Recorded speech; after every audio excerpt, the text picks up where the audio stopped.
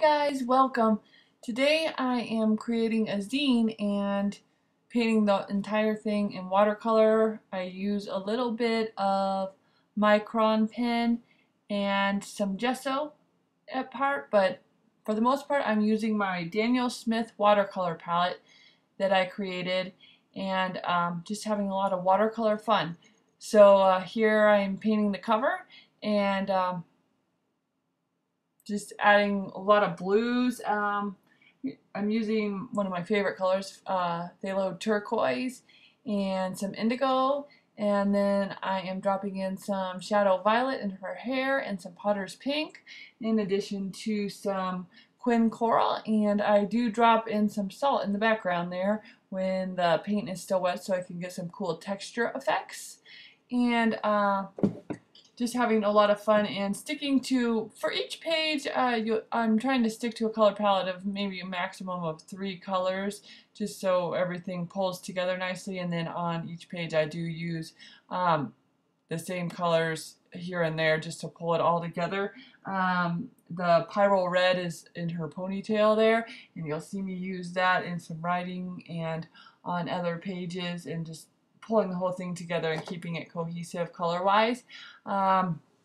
Using my standard watercolor techniques that I've shown in other videos, so just layering and dropping color in while the page is still wet so that colors mingle together on the page. Also, I'm using the same brush the whole time, so the eyelashes are a little wider, so you'll see me go in later with my micron pen to add some finer details, some thinner wispier lashes and things as well.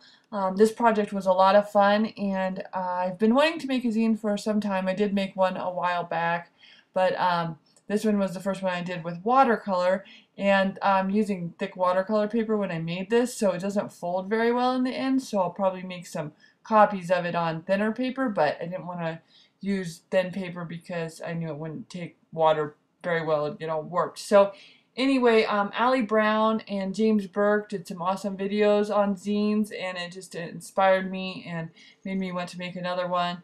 I love their style, and it was awesome to see their take on a zine, and so I'm very inspired by what they did, so you should go check them out too.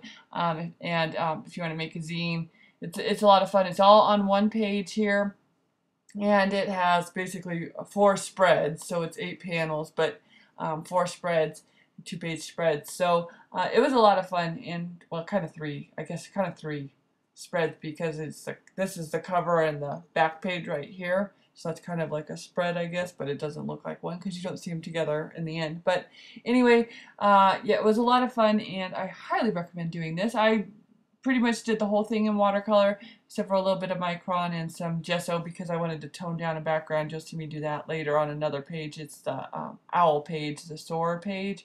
So yeah, I just thought it would be a lot of fun, and I do admire Allie and James how they use more mixed media. They have washi tape, and I debated about putting some in, so I'll probably do another one where I get a little bit more adventurous, I guess, with materials. I have a bunch of washi tape, and I do like using it, so I will try that out. But mostly here I was just really excited to use my Daniel Smith palette, so I did use that, and I'll list the colors in my materials in the description, so you can check that out as well. And again, I just had a lot of fun painting this, and I'm using, again, the same techniques I usually use, so dropping color in, working here on my hand lettering a little bit. I like kind of wonky lettering, so I don't like it to look too perfect. Here I'm using some gorgeous purples and blues, so this is the Daniel Smith Shadow Violet, and some of the newer color Wisteria with some of the blue. I was using some ultramarine blue here and some cerulean blue. So just dropping that in, and again, while it's wet, you can just keep dropping it in, and it all blends together and does cool things. Again, I dropped the salt in to get some texture, and just, yeah, even like, see where I kind of dried up, I go back with some water and I kind of smoosh it around so that everything blends together. So that's what I like about nice watercolor paper, is usually you can get rid of those harsh lines with a little water and then kind of add back in. So I try to work around where it doesn't happen, but if it does, you usually can fix it. So And here I was just doing a girl with a little like bird mask. I wanted her to make her look sort of bird-like, and then have the owl there and she's a queen, you know. And so it's supposed to be a little story like soar, so fly and chase your dreams. My whole zine's about dreams and making them a reality, because, you know, whatever you believe, I believe. The stronger you believe in something, the more you can make it happen. So that's what I was making my zine about.